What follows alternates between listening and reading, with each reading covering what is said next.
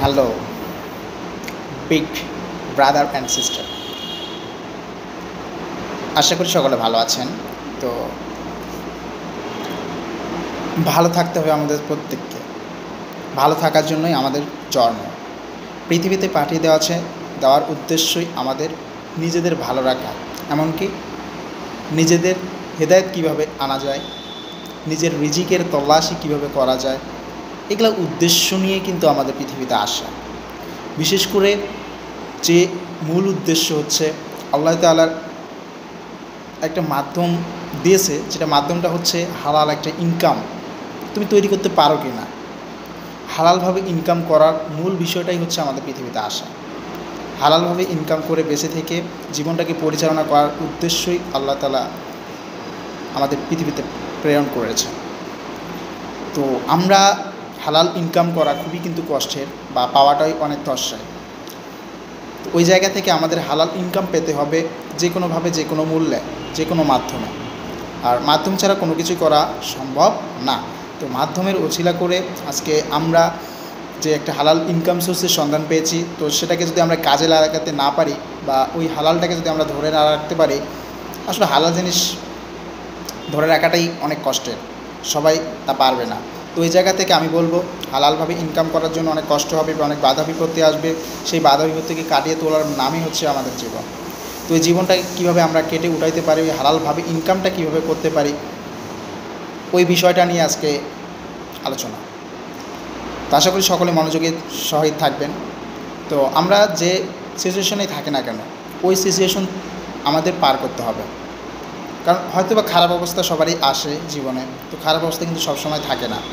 বিশেষ করে ভালো সময়টাই আমাদের সব সময় দূরে থাকে। তো ভালো সময়টাকে নিয়ে আসার জন্যই আমাদের কিন্তু এত প্রতিযোগিতা। আমি বলবো, আজকে আমাদের বাংলাদেশ এমন একটা দেশে পরিণত হয়ে যাচ্ছে, বেকারত্বের অবস্থা দিনকে দিন যে পরিমাণ বাড়তেছে। ভাগ্যক্রমে ডক্টর ইউনূস আমাদের বাংলাদেশের একটা হয়তো পেয়ে গেছে, আর ইসলামিক পর্যায়ে আসলে আরও অনেক ভালো খুশি হতাম আমি বেশি করে। তো সর্বশেষ যে একজন ব্যক্তি ডক্টর ইউনূস, উনি এমন একটা ব্যক্তি যে নিজেই উদ্যোক্তা হওয়ার জন্য মানুষকে প্রবণতা দেখায় বা রাস্তা দেখায়, কীভাবে নতুন উদ্যোক্তা তৈরি করা যায়, সেই উদ্দেশ্য নিয়ে কিন্তু আমাদের বাংলাদেশে আসছে। কারণ তাছাড়া বাংলাদেশকে উন্নতির দিকে নিয়ে যাওয়া খুবই কষ্টের। তো ওই জায়গা থেকে প্রাউডলি বলতে পারি, ওই ধরনের একটা মানুষ আমাদের দেশকে পরিচালনা করার মতো একটা সুযোগ পাইছে। আশা করি বেশি দিন সময় লাগবে না, 2-3 বছরের মধ্যেই উদ্যোক্তায় পরিণত করবে আমাদের পুরা বাংলাদেশ। তো নিজেকে উদ্যোক্তা হিসেবে দেখতে সবারই কিন্তু ভালো লাগে। সেই ভালো লাগার জায়গা থেকে আমরা প্রত্যেকেই উদ্যোক্তা হওয়ার জন্য আগ্রহ জন্মাবো নিজ থেকে। তো উদ্যোক্তা হতে গেলে অনেক সাহস, অনেক বিচক্ষণ মানুষ দরকার। উদ্যোক্তা হতে গেলে প্রথমত ব্যবসা আর উদ্যোক্তার মধ্যে অনেক পার্থক্য। যেমন ব্যবসা করতে গেলে প্রথমত যে একটা প্রোডাক্ট তৈরি হবে, সেই প্রোডাক্টটাকে আরও ডিজাইনেবল একটা তৈরি করার জন্য উদ্যোক্তার প্রয়োজন।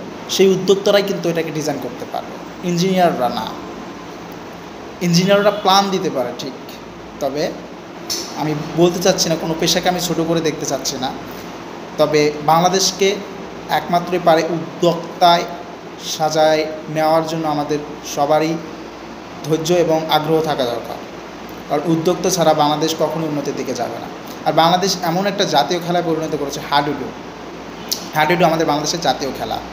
হাডুডুটি খেলা শিখে দিয়ে আমরা একটা শিক্ষা নিতে পারি, আসলে বাংলাদেশের লোক কেউ যদি সামনে এগোতে যায়, সেক্ষেত্রে তাকে পিছনে কীভাবে টানাই নিয়ে আসা যায়, সেই উদ্দেশ্য কিন্তু বাংলাদেশের প্রত্যেকটি লোকের একটা পরিবেশ সৃষ্টি হয়ে গেছে। তো এই জায়গা থেকে হাডুডুকে না করে, জাতীয় খেলা না মনে করে, আর অনেক ধরনের খেলা আছে, সেটাকে এই জাতীয় খেলা মনে করতে হতো, তাহলে দেখতেন বাংলাদেশ অনেক আগে যেত। তো এই জায়গা থেকে আমি বলবো, হাডুডু অনেক সুন্দর একটি খেলা, তবে জাতীয় খেলা হিসেবে আমি ওটাকে গ্রাহ্য করি না। তো আমি আশা করি বিষয়টা বুঝতে পারছেন। আর এই বিষয়টা তুলে ধরার একটাই কারণ, যে কোনো নিজেকে উদ্যোক্তা হিসেবে দেখার জন্য কি করা দরকার, কোথায় যাওয়া দরকার, সেখানে যান, তবু উদ্যোক্তা হিসেবে নিজেকে দেখেন, তাহলেই সম্ভব আমার নিজেকে পরিবর্তন করা, পুরো সমাজকে পরিবর্তন করা, পুরো দেশকে একটা ভালো পর্যায়ে নিয়ে যাওয়া, বিশ্বের কাছে নিজেকে কথা বলার মতো একটা জায়গা বা কথা বলার মতো একটা গল্প নিজে থাকুক, এই আশা নিয়ে আমি প্রত্যেকের সর্বোচ্চ দোয়া করতেছি। আমি আশা করি আমার জন্য দোয়া রাখবেন। সেই দোয়ার জায়গা থেকে আমি আজকে শেষ করলাম। আল্লাহ হাফেজ।